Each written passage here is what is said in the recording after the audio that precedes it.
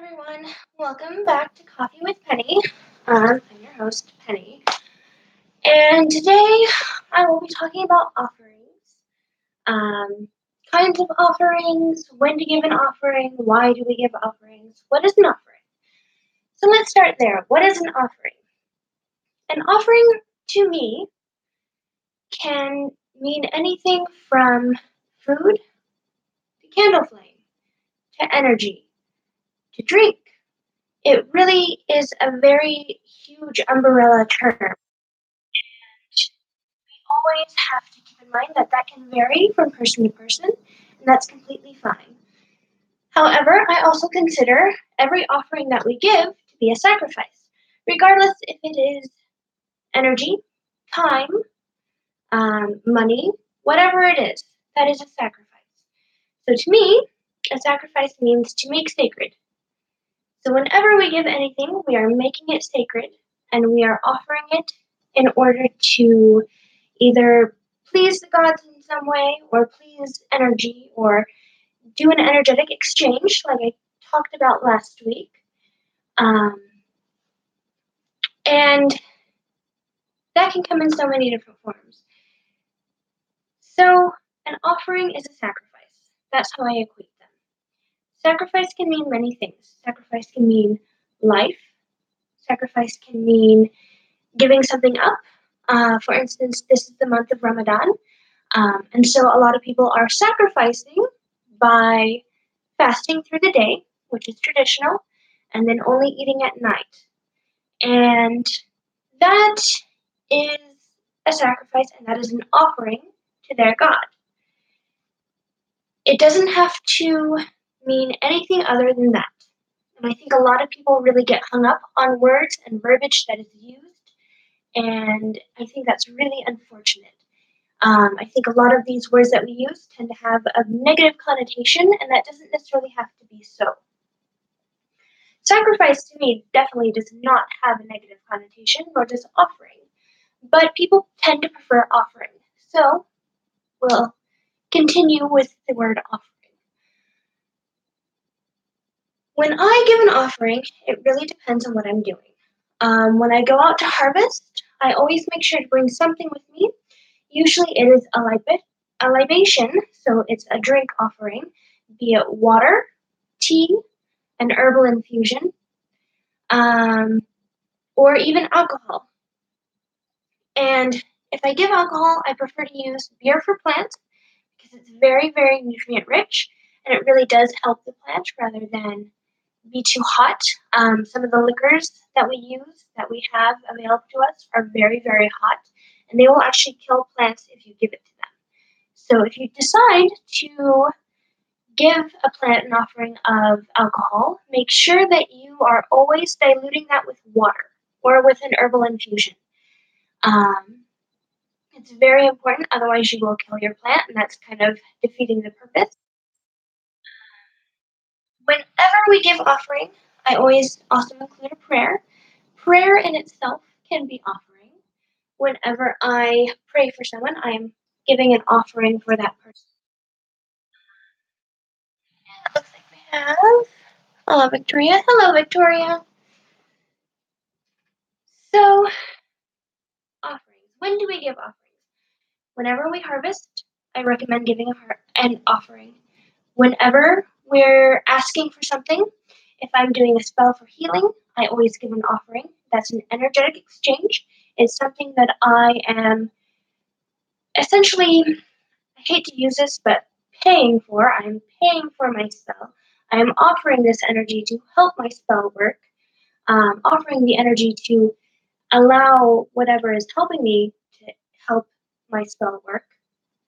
And it's something that just potentiates your spell.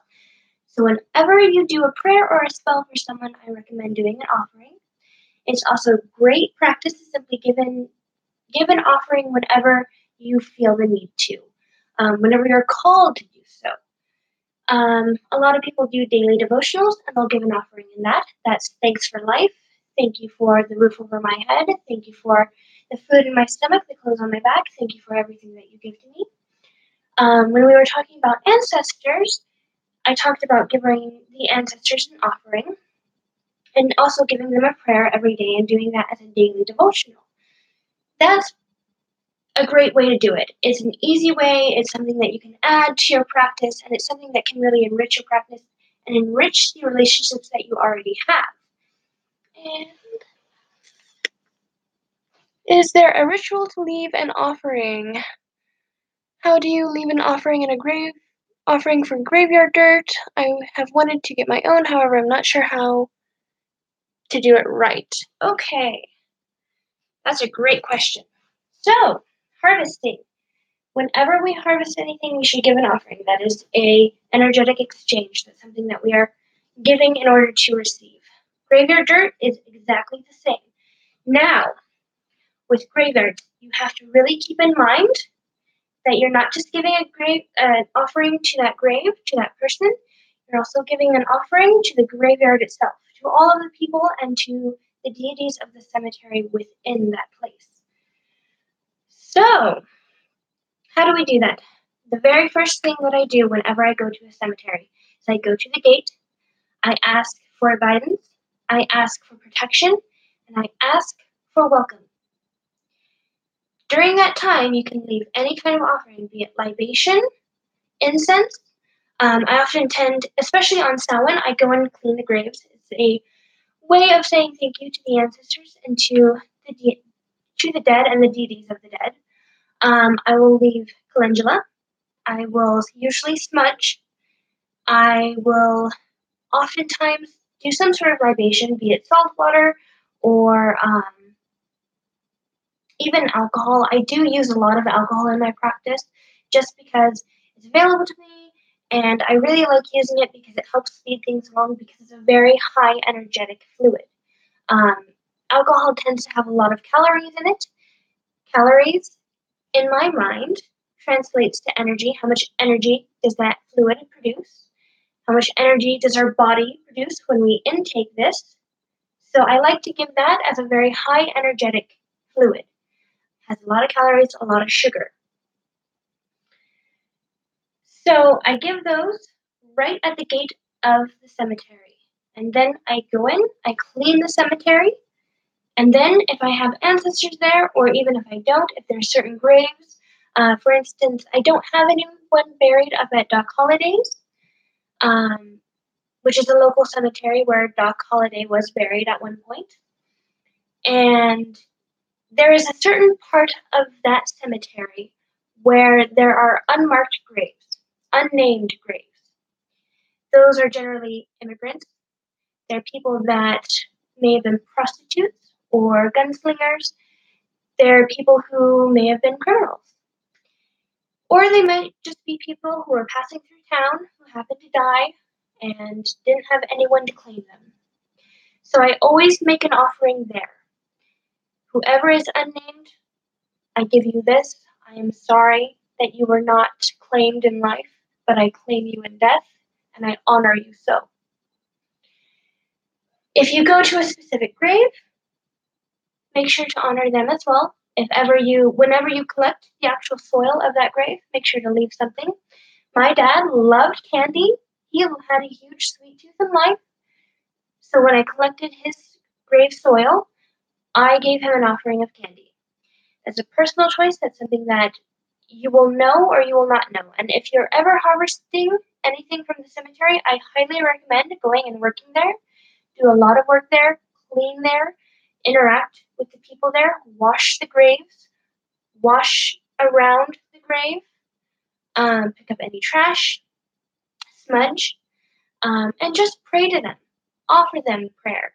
Offer them, hey, thank you. I forgive you for everything that was done to you in life. I ask for forgiveness for everything that was done. Exchange with them that way. There is no harm in working with the dead. I don't think anyone should ever be afraid of doing so. But I do think that you should always establish a relationship before working with anything, be it a deity, a person, a coven, spirits of the dead, fairies, whatever you're working with, always try to establish a relationship with them. It's very important. And I always try to make sure that they don't feel like that relationship is one sided. we all have those friends that are, fair weather friends who come to us when they need it and then are gone when we need something. Don't be that person. Don't be that person if you're asking for a favor. Be the person who you want a friend. You want in a friend. Um, if someone was asking something of you, what would you expect of them? Try to be very reciprocal in that courtesy and that respect with them. And otherwise, leave an offering however you see fit. If it is Kopal, the dead work really, really well with Kopal. Majorium, I mentioned when we were doing our ancestor altar video last week. Calendula, any of these really nice, rich herbs, bring them flowers. Every soul loves to have flowers, loves to have them around, loves to look at them. They're beautiful. Offer them these things. Let's see. Thank you. Kind of like Day of the Dead. Exactly. Exactly like Day of the Dead. I think that's Mexican culture around Day of the Dead is such a beautiful thing. It's so rich and so vibrant and so alive, and it is amazing to watch an entire culture of people come together and honor their ancestors. It's so beautiful, and I love and appreciate that so much. And I don't think there's ever anything wrong with mixing cultures, learning about another culture. I think that is the way that we improve not only our practice, but ourselves and our world. Is if we learn about other cultures, we learn about other people, we connect with them, and we learn to love them for who they are. There is never anything wrong in my mind with adding something that you appreciate in another culture as long as it is done with respect and with honor to that culture. So that's a little side rant. Sorry about that. So whenever I harvest, I like to bring an altar or bring an offering, regardless of what I'm harvesting, be it dirt, stones. The only exception is if a stone particularly calls out to you and says, "Hey, I want to catch a ride with you. I want to come and be with you." That's that stone offering a relationship with you. That in itself is an offering, and it's kind of hard to explain that because it's, again, an offering is an energetic exchange. The offering, like I discussed in last week's video, is never going to disappear. Whether it's to the dead, to fairies, to anything in nature, it's not necessarily going to disappear. However, the energy will be depleted because that energy is being pulled from. Now, if you give an offering to an animal, it's going to eat it, of course. If you give an offering to a living person, it's going to eat it. That's the whole idea behind cakes and ale, is having an offering for the coven, but also having that time to share energy with the coven in a very intimate setting. That is also a way of offering. Have a potluck with your whole community. Offer that to the community. Go to food service places, Meals on Wheels, or a soup kitchen. That can be an offering as well because you are serving the community and you are giving your time, your effort, and you are giving that energetic exchange. And that really is the heart of every offering that we give and every sacrifice that we make is an energetic exchange. Druids, especially, do sacrifice and offerings within their life. And by that I mean simply being on the druidic path or any path of long-term knowledge, be it a doctor or something like a monk or even just devoting yourself to your practice, that is a sacrifice. You are sacrificing the possibility to be anything else but that. A doctor is a doctor for life. A soldier is a soldier for life.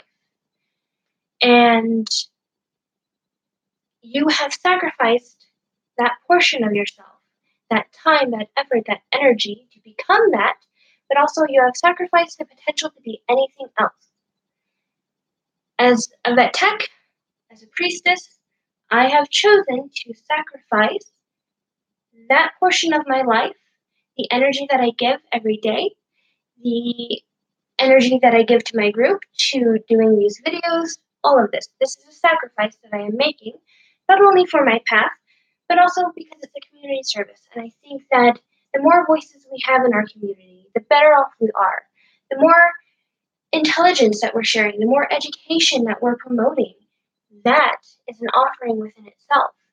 That is an offering not only to teach, but to give our community something that will benefit it.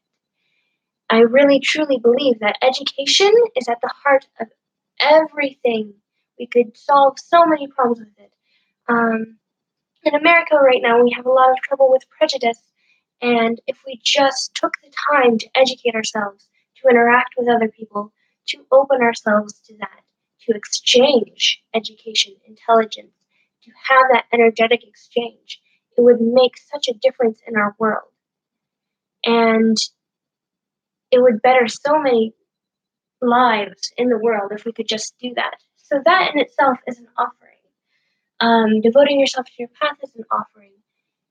Always, every amount of energy and time that you spend educating yourself, studying, talking to people, that is an offering too.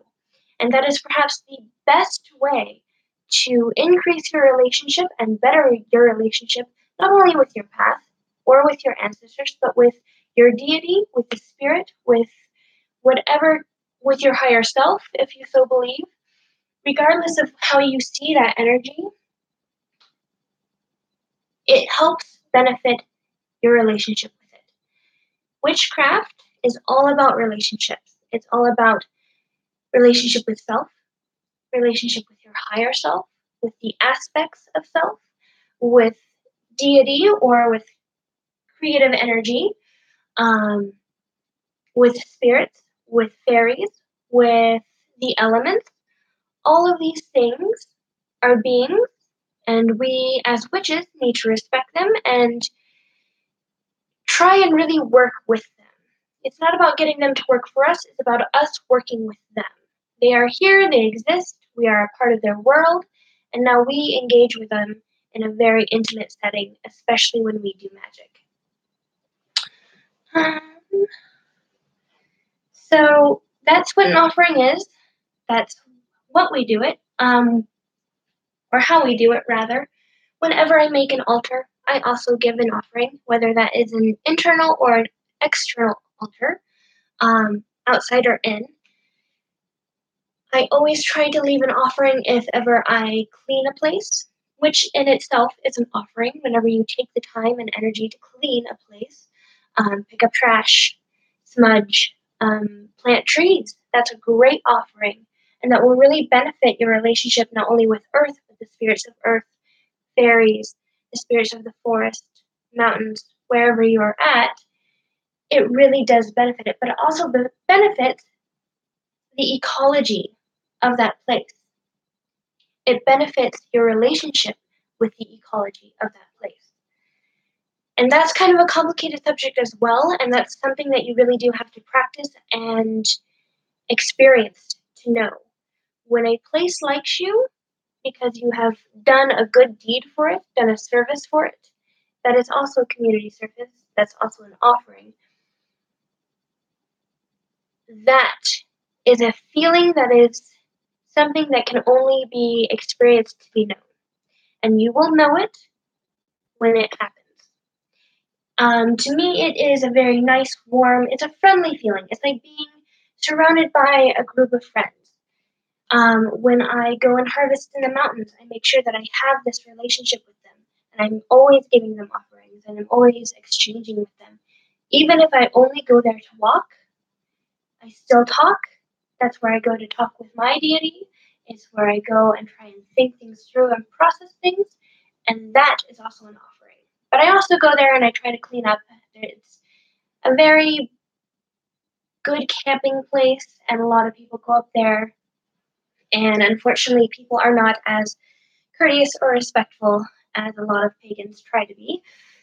So, teaching the community at large is also part of that community service and offering and life path. And really, I mean, offering can be done, it is so versatile to just pause, give some energy, give a thoughts and wishes to someone in need, or ground. Give it off. When you ground, what are you doing? You are trying to put all of this excess energy that's in chaos, and you're trying to stabilize it and push it into the ground or push it into somewhere else and center yourself back in your body. When you do that, that can be an offering as well. And I always try to make, whenever I ground, an offering because I have all this excess energy. I'm kind of a high strung neurotic person. And whenever I ground, I try and offer some of that excess energy. I offer it to be cleansed and purified. And I also offer it in healing. So by that, I mean I ground it, I put it into the earth, and I ask the earth to use it for the highest good and to use it for healing for herself and all of her children. And that can really enrich your practice, knowing that your energy is being put to good use, even if it tends to be chaotic or negative, or if you are in a really upset state of mind. Just taking that moment and grounding, knowing that that being, the earth mother, will cleanse that, purify it, and that it will be used for the betterment of others. That can be really, really, really beneficiary to yourself and to others. Um, and so, whenever we make offering, it's not only for the good of others, it's also for the good of ourselves, and making sure that we are maintaining our relationships in a reliable and responsible way, making sure that we are maintaining our own energy. Whenever we eat, if you pray before you eat, that too can benefit you, even if you don't. Understanding that there is an energetic exchange going on within your body, that can be offering as well. You can offer your living temple, your living body, things like a bath for self care, or going for a walk, exercise, taking care of yourself, going to the spa. These are offerings as well. And it is important to have a good relationship with yourself just as much as it is a really important step to make a good relationship with Earth, with whatever you work with. We are here as people to live a person's life, to experience things in a human way and go through life in a human way. And knowing that we take care of ourselves is super essential. I think a lot of times, especially healers, doctors, nurses, vet techs, we get really caught up in what we're doing and living our day-to-day life and being a healer every single day. And we do not remind ourselves to take good care of ourselves and to make sure that we are having proper self-care for ourselves. And we do tend to neglect ourselves. I especially neglect myself as a healer, as a teacher. I do neglect myself quite a bit, and I am trying always to improve my relationship with myself and to work on that. And that's going to be a lifelong thing. And I think that relationship with self is really a lifelong thing that you work on every single day. And it's a commitment to self, and it's a commitment as much as it is as you committing yourself to your path. That is also an offering. That is also a sacrifice that we make, making sure that we have time for ourselves. That can also come in many different forms. It can mean doing unpleasant things like doing the dishes or taking care of our house. Self-care is not just a positive, happy thing. It can also be hard work, and it takes a lot of determination to do. But it is also a great offering, especially as we are vessels of our energy, period. And we are always giving and receiving energy simply as being living beings in this world. And so that's what an offering is, how it comes to us, and how we use it. But offering, again, is energy. It's energy. It's purely energy. Candles are perfect offerings. They're constantly giving out energy, they give out light, they give out heat. They are beautiful, they're inspiring to us, they put us in a very deep mindset. Incense is another beautiful offering, but you also have to understand that these offerings are expendable. And generally, offerings tend to be. Even our own energy is expendable. It goes away, and then we have to make more energy. We have to eat, we have to sleep, we have to take care of ourselves, and we make more energy in order to give more energy.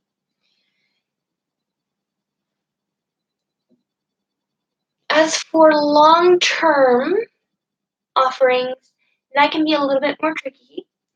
When we're living our life, that's one thing, but really devoting yourself to your path and practicing what you're preaching, practicing daily devotions, daily prayer, takes a lot of time and a lot of energy, and practicing good self-care takes a lot of time and a lot of energy, and it does take time to increase that habit. So develop triggers for yourself. And I talked about this last week. Triggers. What do I mean by triggers? So in psychology, especially when we're talking about PTSD and anxiety disorders, there are things that trigger us and put us back into a mindset that we were before. Essentially, in PTSD, if you didn't know this, in a moment of trauma, the brain stops. It just freezes that moment of time, that moment of trauma. And so whenever we're triggered, we go back into that moment and we have to relive it. Now, this is something that the mind does automatically. It's not something that people have a choice over unless you are mindful about it. With trauma, we can't be mindful. That's a traumatic event, that's something that we experience. But we can use what the mind already does naturally to our benefit. Whenever I see a bird, especially a raven, because that's a sign of my mother goddess, whenever I see a deer, and during certain points throughout the day, I call them trigger points because it puts me in the moment where I can go into trance or where I can offer a prayer and be present in that moment. It is a way of anchoring myself, it is a way of grounding and centering myself, and it is a point where I don't want to say time stops, but time stops. It's a moment to snap you back into the present and really be anchored in your body and experiencing life as a person in that present moment. So whenever I see a raven, I offer a prayer to my gods and to my ancestors, and I thank them. That's also a daily devotional. It's an offering, it's a sacrifice. And it's a habit that I've gotten into, and it's something that I've worked on for a really long time. So what I recommend, especially towards all beginners, and even if you're not a beginner, if you've been practicing for a while, have these trigger moments where if you're going to go eat something, right before bed, right when you wake up, when you light a candle, whatever that trigger is, which is a very personal choice, and feel free to choose whatever you want to choose, but be present, ground, anchor yourself, center yourself, and be thankful. Offer your thanks, offer your energy, and be open to the messages that are being received, the energy that you receive in doing that, because it is reciprocal. Being able to, it's communication happens on so many different levels. There's energetic communication, there's verbalized communication, there's body language. All of these things are also an energetic exchange. Whenever we speak, we are exchanging words. Whenever we pray with our thoughts and with our silence and with our sincere intent, that is an energetic exchange. Whenever we, even if we don't like someone walks into the room and they make us uncomfortable, that is an energetic exchange. So all of these things can be used to our benefit and can be used as offering and as trigger points for us to be present in ourselves and in our body and really take that time to give an offering and receive that communication, because it is an energetic exchange, regardless of what we're doing, regardless of how you engage with energy, even in your practice or in your religion, it is still an energetic exchange. When you talk when Catholics go and talk to God, all of these things are energetic exchanges. They're offerings that we give to whoever we need to give it to. Whoever you see that being as. If it is a being, if it is just energy, if it is your higher self, regardless of how you see it, even if you see nothing at all but are just solely working with energy, that too is just an energetic exchange. That's all we're doing when we're doing energy. That's all we're doing when we're doing offerings. Just giving and receiving energy. And many times, a lot of people will talk about doing magic as just energetic exchange. So that's how I look at it. That's how I use it. That's how I engage with it in daily life. Those are a couple of tips on how to help increase your relationship, help increase your practice, help enrich it with this practice of giving offerings. And I highly encourage you to do so. It is a great practice to get into, and whether or not we acknowledge it, we're kind of already doing it anyway. Whenever we eat, we're exchanging energy. Whenever we do magic, engage in ritual, we are doing an exchange of energy. Even something as simple as doing art can be an exchange of energy. And art is a great offering. If you feel so inspired, make your ancestors a painting, make deity a painting, make yourself a painting. Do what makes you happy and enjoy what you're doing, and that is an offering within itself. Now, we can talk about the dark side of offering, which would be sacrifice, be it, let's just call it life sacrifice. And not in the way that I was talking about with the Druids, but with actually giving life to deity, to energy, to beings. I've talked about this before. I have recently privatized most of those videos because I'm kind of trying to start new. But I do sacrifices of blood nature. I give my blood, I give animal blood, and I do give animal life and plant life as sacrifice, as offering. And the way I do it is whenever I hunt, whenever I fish, whenever I have to kill my own meat, whenever I garden, whenever I harvest from my garden, whenever I harvest any herbs or any plants, I make sure to offer that life to, for me, it's deity, to my deities, and I pray for the ascension of that soul. If I hit an animal in my car, which hasn't happened yet, thank God, let's just knock on wood on that one. If that happens, when that happens, as I'm sure at some point it will, I say thank you, I apologize, I ask for forgiveness, and I pray for the ascension of that soul, and I give it as a sacrifice, I make it sacred, and I give it as an offering to my gods. It is a way to connect with any food that you eat. It is a way to connect to that energy, to that life force of that animal, and it does not have to be a negative thing. I think a lot of people really do equate sacrifice with torture. To me, that is not making it sacred. That is not a sacred thing. That is, to me, it's a blasphemy. It is making and corrupting and making that offering completely toxic. And to me, that's wrong. I could never do that. I would never do that. As a vet tech, I would never do that. But I do hunt, I do kill my own meat, I harvest my own vegetables, and I do believe that giving those beings, that life force, that energy, the highest respect and the highest love that I possibly can is the best way to commit myself to my path, but also to exchange energy with them and to pray for their ascension. that's the ultimate thing that I can do. That's really, even when I'm driving down the road and I see an animal that has been hit, that has passed, all that I have to give them is that prayer. That's all I can do for them at that point.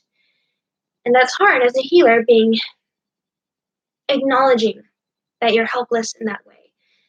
But even in my helplessness, the small thing that I can do, maybe that means the world to them. Giving love as an exchange, giving love and kindness as an offering can be the most beautiful thing. Taking life with honor and compassion, that can be a beautiful thing. My animals, when they pass, I want to be there. And I want to be praying for them. And I want to be offering them that ascension and offering them that energy. And I want to help them move on in that way. That to me is the offering of my love. Loving them through that state of death is the only thing that I can do for them at that point. And I hope that that means something to them, as much as I would hope that that would mean something to everyone. Hospice nurse. If you become a hospice nurse and you are working directly with people who are sick and dying, just loving them through that transition can mean so much to them. Going and visiting people, volunteering at nursing homes. A lot of those people don't necessarily have family that come and visit them, don't have people that they feel connected to. And it is such a godsend. It is such a mercy and a kindness that we can do for them if we just go and play chess with them, read to them, talk to them, watch a movie with them, take them for a walk.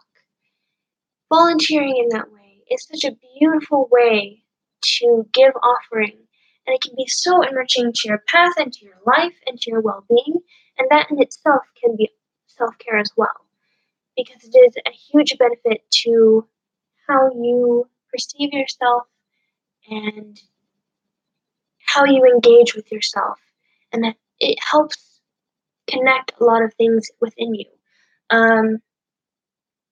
Volunteering your time at an animal shelter, or be a big brother or big sister to someone, to a child who needs one. That can be a beautiful thing. That can be very enriching and beneficial to your practice and to your life, and it is a beautiful offering. There are so many ways that we can benefit our world, and so many ways that we can benefit others in our community and love our life and love each other and promote that love. And that can go even to our food, growing our own food, loving our food through every step of the process, from planting all the way up to harvest to actually eating that food, can be such a beautiful thing. And offering that love can be the ultimate and only thing that we can do at that time. So that, I think, is really important, and I really want to encourage everyone to be including offerings whenever you do any kind of work, or even in your life, and understanding how that can benefit you and benefit the relationships that you share with beings, with energy, with people, with yourself. And if anyone needs any help with anything, any suggestions, we do have a free educational group. It's called Weavers of the Web. I'll include it below. If anyone has any suggestions for future topics, I would love to make this a weekly thing. I'm working towards making it a weekly thing, so feel free to drop those below, or connect with me on any of the other social media. I'll be providing all of our info below, Etsy store information, Facebook, Tumblr, Twitter, Instagram, we have it all. And feel free to engage with us there. We're always there, or at least we're stopping by at least once a day to check in on things. But we're usually around, and we're usually pretty committed to being there and being available. And feel free to come join our group. Come join Weavers of the Web. It is a great group. We have a lot of great discussions. We're always having new topics brought up. If If you have any questions, if you need help with anything, we're always there. We are an eclectic group, so we have lots and lots of people from all over the world, all kinds of different practices, different faiths. We have Muslims, Christian witches. We have people who are experiencing Catholicism. I'm a Druid. Juan's a Brujo, who also does Yoruba. We have Appalachian folk witches, and really, you just asking a simple question can give you such a diverse amount of knowledge. And that's really what Weavers of the Web is about. It's about sharing that knowledge. That too is an offering. We're always engaging and exchanging energy with each other. So my offering to you is to come join us and just ask questions. Even if you don't ask questions, there's always something to be learned, and just reading through some of the conversations and some of the files that we have on hand can be really, really beneficial. But we are always open, and feel free to ask any questions. No question is stupid. And no question is harmful or bad to ask. Just ask it. And if I can't help, then maybe somebody else can. And that's the beautiful thing about eclecticism, is that you really will get a huge, diverse amount of information in a very small space. So feel free to join. It is free. We're welcoming to everyone, regardless of your path. As long as you come with respect and kindness, welcome. Let's see. Everything will be linked below. If you have any questions, comments, you can just post a comment below, give me an email, reach out to me on social media.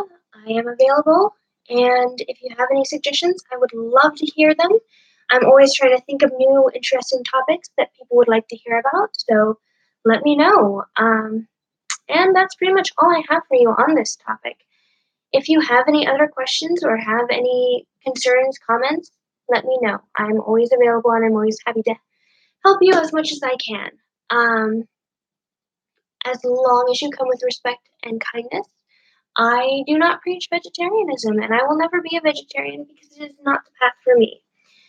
And I have had issues in the past where people took issue with that, and I'm sorry that you take issue with that. But it's simply not the path for me, as much as eating meat is not the path for you. And that's totally fine. We're just different people. That doesn't mean we can't be friends, doesn't mean we can't communicate, doesn't mean we can't engage with each other. But I will not tolerate disrespect. So, mindfulness. And yeah, that's pretty much all I have for you. And I hope to see you next week. And I'm not sure what next week's topic is going to be, but I try to always post on Wednesday what it will be about, and post across social media an invite. That invite's always open, so come join me next week. It'll be Friday at 2 p.m., and I'll talk to you later. Thank you.